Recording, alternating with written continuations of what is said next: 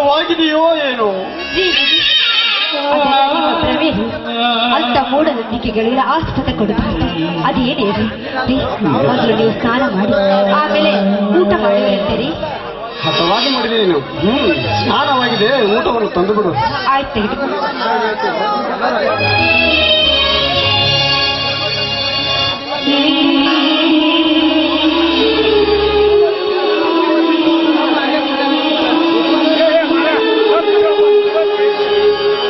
ರಾಮು, ರಾಮು, ಓ ಬನ್ನಿ ಗೌಡ್ರಿ, ಇಷ್ಟೊಂದು ದೂರ ಬಂದಿರಲ್ಲ ಈ ಬಡವನ ಮನೆಗೆ. ಬನ್ನಿ ಕುಳಿತುಕೊಳ್ಳಬಹುದು. ಇರಲಿ ರಾಮು, ನೀನಿಲ್ಲದ ಸಮಯ ನೋಡಿ ಯಾರೋ ದುಷ್ಕರ್ಮಿಗಳು ನಿನ್ನ ಜೋಳದ ಗೂಡಿಗೆ ಬೆಂಕಿ ಇಟ್ಟು ಸುಟ್ಟು ಹಾಕಿದ್ದಾರೆ.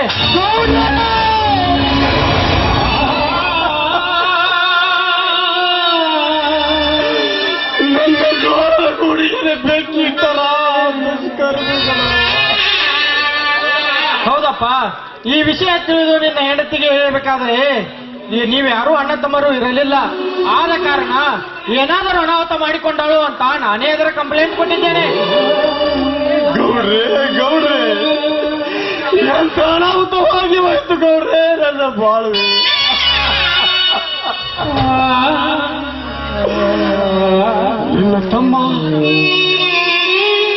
ನನ್ನ ತಮ್ಮ ಬಂದು ಅಣ್ಣ ಹೊಲದಲ್ಲಿ ತುಂಬಿ ನಿಂತ ಜೋಳದ ಗೂಡಿಯಲ್ಲಿ ನಾ ಎಂದು ಕೇಳಿದರೆ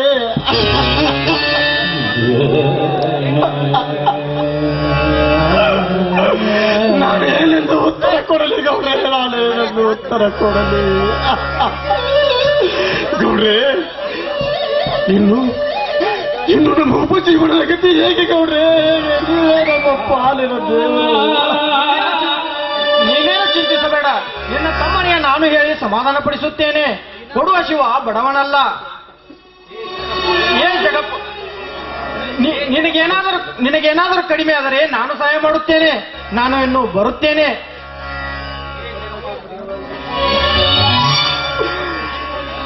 ಜಗಪಾಲಕ, ಜಗದಡಿಯಲ್ಲಿ ನಿಂದು ಗಡಿಗರಿಗೆ ಬೇಡಿದರು ಕಡಿಗರಿಸಿ ಕಾಡುತ್ತಿರುವೆಯಾ? ಈ ಬಡ ಪಾಪಿ ರಾಮನನ್ನು ಈ ಹೊಟ್ಟೆಗೆ ಹಿಡಿಯಲು ಜೋಳ ಅನ್ನವನ್ನು ನೀಡುವ ಜೋಳದ ಗೂಡೆ ಸುಟ್ಟು ಹೋಯಿತಂದರೆ ಎಲ್ಲಿದೆ ಈ ರೈತರಿಗೆ ಸ್ವತಂತ್ರದ ಅಧಿಕಾರ?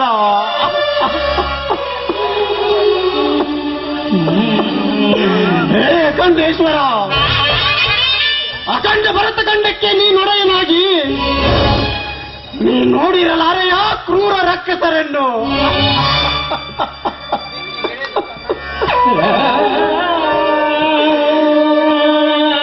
ಬಿತ್ತಿ ಬೆಳೆದು ಸಣ್ಣಾಗಿ ಹೋದ ಈ ರೈತನ ಉಸಿರನ್ನೇ ಸುಟ್ಟು ಹಾಕಿದರೆಂದರೆ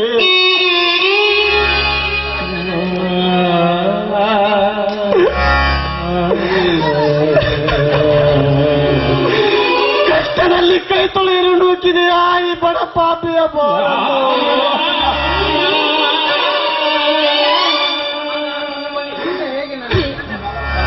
ಸಮಾಧಾನ ತಂದ್ಕೊಳ್ಳಿರಿ, ಸಮಾಧಾನ ಮಾಡ್ಕೊಳ್ಳಿ.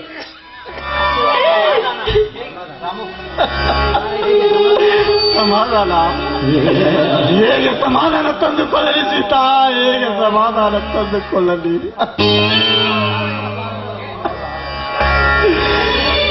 ಸಂಸಾರವೆಂಬ ಸಾಗರದ ಆಳವಾದ ತಿರುವಿನಲ್ಲಿ ಸಿಕ್ಕ ನಾನು ಹೇಗೆ ಸಮಾಧಾನ ತಂದುಕೊಳ್ಳಲಿ? ಆಘಾತವಾದ ಬಂಡೆಗಲ್ಲಿಗೆ ತಾಗಿ ಎದೆ ಹೊಡೆದು ನೀರಾದ ನನ್ನ ಪರಿಸ್ಥಿತಿ ಎಂದು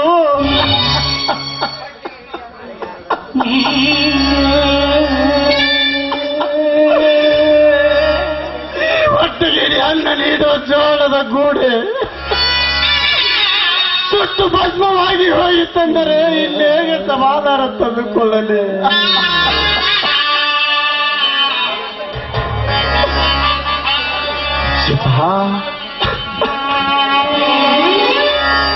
ಇನ್ನೊಂದು ದಿನದಲ್ಲಿ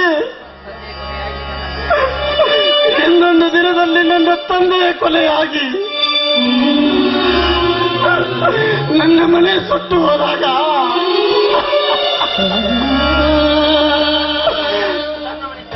ಚಿಕ್ಕವನಿದ್ದ ನಾನು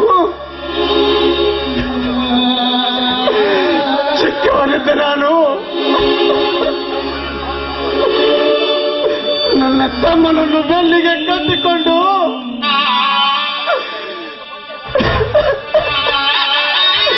ಈ ಹೊಟ್ಟೆಗಾಗಿ ಏನು ಬಟ್ಟೆಗಾಗಿ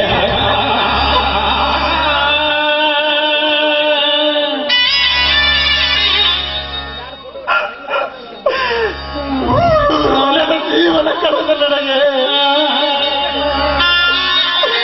ಮತ್ತೆ ಅದೇ ಪರಿಸ್ಥಿತಿ ಬಂದಿತ್ತೆಂದರೆ ಹೇಗೆ ಸಮಾಧಾನ ತೆಗೆದುಕೊಳ್ಳಲಿ?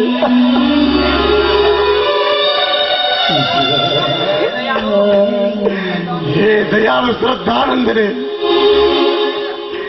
ಶ್ರದ್ಧೆಯಿಂದ ನಡೆದ ಜನರಿಗೆ ಆನಂದ ನೀಡುವ ನೀರು ಕೂಡ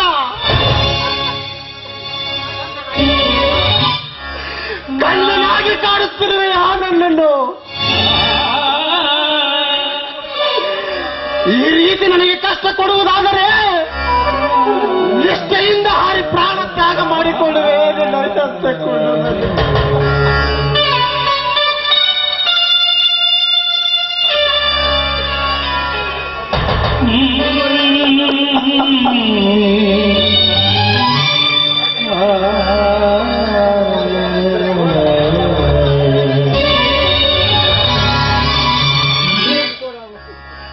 ಅಣ್ಣ, ಅತ್ತಿಗೆ ಯಾಕೆ ಒಬ್ಬರಿಗೊಬ್ಬರು ಮುಖ ನೋಡುತ್ತಾ ಕಣ್ಣೀರು ಹಾಕುತ್ತಾ ನಿಂತಿರುವಿರಲ್ಲ? ಯಾಕೆ? ಏನು ವಿಷಯ? ತಮ್ಮ ಯಾಕೂ ಇಲ್ಲಪ್ಪ, ಏನೂ ಇಲ್ಲ. ಯಾರೋ ಕಿಡಿಗೇಡಿಗಳು ನಮ್ಮ ಹೊಲಕ್ಕೆ ನುಗ್ಗಿ ಏನ್ ಮಾಡಿದಾರಣ್ಣ? ನಾನಿಲ್ಲದ ಸಮಯದಲ್ಲಿ ಹೊಲದಲ್ಲಿ ತಂದು ನಿಂತ ಜೋಳದ ಗೂಡನ್ನು ತುಪ್ಪ ಅಣ್ಣ,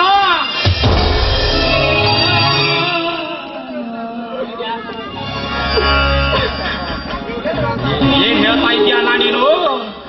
ನೀನಿಲ್ಲದ ಸಮಯ ನೋಡಿ ನಮ್ಮ ಜೋಳದ ಗೂಡಿಗೆ ಬೆಂಕಿ ಹರಿಸಿದರೆ ಅಣ್ಣ, ಯಾರವರು? ಹೇಗ ಹೇಳಿ? ನಮ್ಮ ಜೋಳದ ಗೂಡಿಗೆ ಬೆಂಕಿ ಏರಿಸಿದ ನರಧಾಮರು. ನಾನೀಗಲೇ ಹೋಗಿ ಆ ಪಾಪಿಯನ್ನು ಧರಣಿಗೆ ತಂದು ಎಳೆಯಾಗಿ ಸೀಳು ಹಾಕುವೆ ಅವರ ಕೊಪ್ಪಿದ ಶರೀರವನ್ನು. ಶಾಂತನಾಗುತ್ತ ಮಹಾಶಾಂತನಾಗು. ಇನ್ನು ಶಾಂತಿ ಇಲ್ಲ ನಾಯಿ ನಿನ್ನ ಸಹೋದರನಿಗೆ. ಅನ್ಯಾಯಕ್ಕಾಗಿ ಹೋರಾಟ ಮಾಡೆಂದು ಅಖಂಡೇಶ್ವರ ಶ್ರದ್ಧಾನಂದರಿಂದ ಈ ಗಂಡುಗಳಲ್ಲಿ ನನ್ನ ಕೈ ಸೇರಿದೆ ಎಂದಾಗ ಇದಕ್ಕೆ ಬೇಕು ಆ ಪಾಪಿಗಳ ಎದೆ ರಕ್ತ. ಅವರ ರಕ್ತ ಈ ಭೂಮಿಗೆ ಲೇಪನವಾದಾಗಲೇ ನನ್ನ ಆತ್ಮಕ್ಕೆ ಶಾಂತಿ. ಅಣ್ಣ, ಈ ಆವೇಶದಲ್ಲಿ ನೀನು ಆ ಪಾಪಿಗಳ ಹೆಸರನ್ನು ಹೇಳುತ್ತಿದ್ದರೆ ನನ್ನ ತಂದೆ, ನಮ್ಮ ಕುಲದೇವ ಈ 200 ಮೇಲೆ ಆನೆ. ತಮ್ಮ ಸುಟ್ಟು ಹಾಕಿದ ಕಿಡಿಗೇಡಿಗಳು ಯಾರಂತ ಇನ್ನೂ ತಿಳಿದಿಲ್ಲಪ್ಪ. ಅವರ ತನಿಖೆಗಾಗಿ ಊರಿನ ಹಿರಿಯರು ಬರದಿಂದ ಕೆಲಸ ನಡೆಸುತ್ತಾರೆ. ಅಣ್ಣ, ಇದೇ ನಾನಿನ್ನ ಮಾತು. ನಮ್ಮ ಜೋಳದ ಗೂಡಿಗೆ ಬೆಂಕಿ ಇಟ್ಟ ವ್ಯಕ್ತಿ ಯಾರೆಂದು ಗೊತ್ತಾಗದಂತೆ ನಾಪತ್ತೆಯಾಗಿದ್ದಾರೆ ಅಣ್ಣ. ಇದೆಲ್ಲ ಆ ವಾಟಿ ರಾಜರ ಕೈವಾಡದಂತೆ ನನಗೆ ಕಾಣುತ್ತಿದೆ. ನಾನೀಗಲೇ ಅವರ ಮನೆಗೆ ಹೋಗಿ ಇದರ ಸಮಾಚಾರ ತಿಳಿದುಕೊಂಡು ಬರ್ತೀನಿ. ನಿಲ್ಲು. ಇವರೇ ಸುಟ್ಟು ಹಾಕಿದವರಂತ ತಿಳಿಯದೇನೆ ಒಬ್ಬರಿಗೆ ಅಪರಾಧ ಕೊಡುವುದು ತಪ್ಪು. ಮೊದಲು ಅವರು ಯಾರಂತ ಪತ್ತೆ ಹಚ್ಚಿ ಆಮೇಲೆ ನಮಗಾದ ಅನ್ಯಾಯವನ್ನು ನಾವು ದೊರಕಿಸಿಕೊಳ್ಳಬೇಕಪ್ಪ, ದೊರಕಿಸಿಕೊಳ್ಳಬೇಕು. ನ್ಯಾಯ ನ್ಯಾಯ ನ್ಯಾಯ ಎಲ್ಲಿದೆಯ ನಾಯಿ ಸಮಾಜದಲ್ಲಿ ನಿನಗೆ ನ್ಯಾಯ? 10 ಒಂಟರ 108 ಕಪಟ ರೌಡಿಗಳು ತಮ್ಮ ದೌರ್ಜನ್ಯದಿಂದ ಗರ್ಜಿಸಿ ಗರತಿ ಮಾತೆಯರ ತಾಳಿ ಕಿತ್ತು ಬಿಸಾಕಿದರು. ಹಾಗೆ ಮೂಕಾಗಿ ಕುಳಿತಿದೆಯ ನಾಯಿ ನಿನ್ನ ಸಮಾಜ. ಸರ್ಕಾರ ಕೊಟ್ಟ ಕಂಟ್ರೋಲ್ ಕಾಲನ್ನೇ ಬ್ಲಾಕ್ ಮಾಡಿ ತಮ್ಮ ಬಕ್ಕಸವನ್ನು ತುಂಬಿಕೊಳ್ಳುವ ದನ ಪಿಸಾಚಿಗಳನ್ನು ನೋಡಿ ಹಾಗೆ ಮೂಕಾಗಿ ಕುಳಿತಿದೆಯ ನಾಯಿ ನಿನ್ನ ಸಮಾಜ. ದಿನನಿತ್ಯ ದುಡ್ಡಿನ ದೊಡ್ಡತ್ತಿಗೆಯಲ್ಲಿ ಕೋರ್ಟನ್ನೇ ತನ್ನ ಹತಾಟಿಯಲ್ಲಿಟ್ಟುಕೊಂಡು ಒಬ್ಬರ ಆಸ್ತಿಯನ್ನು ಮತ್ತೊಬ್ಬರಿಗೆ ಮಾಡಲು ಮುಂದಾದ ಆ ದುಷ್ಟ ತ್ಯಾಗರಾಜನನ್ನು ನೋಡಿ ಇಂದಿಗೂ ಹಾಗೆ ಮೂಕಾಗಿ ಕುಳಿತಿದೆಯ ನಾಯಿ ನಿನ್ನ ಸಮಾಜ. ರಾತ್ರಿ ಕೆಲಸಕ್ಕೆ ಹೋದ ನನ್ನ ಗಂಡ ಇನ್ನೂ ಬರಲಿಲ್ಲವೆಂದು ಮೇಲಿನ ಮನೆ ಗುಂಡಮ್ಮ ವಾದಿರಾಜನನ್ನು ಕೇಳಲು ಹೋದರೆ ಕ್ಷಣದಲ್ಲೇ ಅವರನ್ನು ರಂಡೆ ಮಾಡಿ ಬೆಳಗಿನ ಜಾವ ಅವಳ ಶೀಲದಿಂದ ಆ ಪಾಪಿಯನ್ನು ನೋಡಿ ಇಂದಿಗೂ ಹಾಗೆ ಮೂಕಾಗಿ ಕುಳಿತಿದೆಯ ನಾಯಿ ನಿನ್ನ ಸಮಾಜ. ಅಂದಾಗ ಎಲ್ಲಿದೆಯ ನಾಯಿ ಸಮಾಜದಲ್ಲಿ ನಿನಗೆ ನ್ಯಾಯ? ಸಮಾಜಕ್ಕೆ ಒಂದಲ್ಲ ಒಂದದಲ್ಲಿ ಈ ನ್ಯಾಯದ ಪದಕ್ಕೆ ಹಾರಿಸಲೇಬೇಕಪ್ಪ. ನೋಡಪ್ಪ, ನೀನ್ ಇದ್ರ ಬಗ್ಗೆ ಏನು ಚಿಂತೆ ಮಾಡ್ಬೇಡ, ಯಾವತ್ತೂ ಚಿಂತೆ ಮಾಡ್ಬೇಡ. ನೀನು ಸಾಧ್ಯವಿಲ್ಲಮ್ಮ, ಸಾಧ್ಯವಿಲ್ಲ. ಆ ದುಷ್ಟರ ಬಾಳಿಕೆಯಿಂದ ಅಬ್ಬಾಗಿ ಹಾರುವ ಅವರ ರಭಸದ ನದಿಗೆ ಯಾವ ಅಣೆಕಟ್ಟನ್ನು ನಿಲ್ಲಿಸಲು ಸಾಧ್ಯವಿಲ್ಲ. ಅವರ ರಭಸದ ನದಿ ಕಟ್ಟಲು ಅದಕ್ಕೆ ಬೇಕಾಗಿದೆ ಅವರ ರಕ್ತ ಮಾಂಸದ ಎಲುಬಿನ ಅಂದರ. ಅಂದಾಗ ಹಾರುತ್ತದೆ ನಮ್ಮ ಜಯದ ನ್ಯಾಯದ ಪತಾಕೆ. ಮೆಚ್ಚಿದೆ ಮೈದುನ, ನಿಚ್ಚಳದ ಮಾತನ್ನ ಕೇಳಿ ಆಕಾಶಕ್ಕೆ ಹಾರಿದ ಹಕ್ಕಿ ಯಾವತ್ತು ಸೋತು ಕೆಳಗೆ ಬರಲೇಬೇಕು. ಅವರು ಒಂದಲ್ಲ ಒಂದು ದಿನ ಸೋತು ಶರಣ ಆಗ್ಲೇಬೇಕು. ನೀನೇನು ಚಿಂತೆ ಮಾಡ್ಬೇಡಪ್ಪ, ನೀನೇನು ಚಿಂತೆ ಮಾಡ್ಬೇಡ. ಹೌದು ತಮ್ಮ, ನಿಮ್ಮತ್ತಿಗೆ ಹೇಳಿದಂತೆ ಮೊದಲು ನೀನು ಒಳಗೆ ನಡೆ. ಮೊದಲು ನಮಗೆ ಶಿವರಾಜ ಸಿಗಲಿ. ನಾನು ಊರಿನ ಹಿರಿಯರಿಗೆ ಭೇಟಿಯಾಗಿ ಇದನ್ನು ವಿಚಾರಿಸಿಕೊಂಡು ಬರ್ತೀನಿ. ಹಾ, ನಡೆಯಿರಿ ಒಳಗೆ, ನಾನು ಹೋಗಿ ವಿಚಾರಿಸಿಕೊಂಡು ಬರ್ತೀನಿ. ಆಯ್ತಣ್ಣ.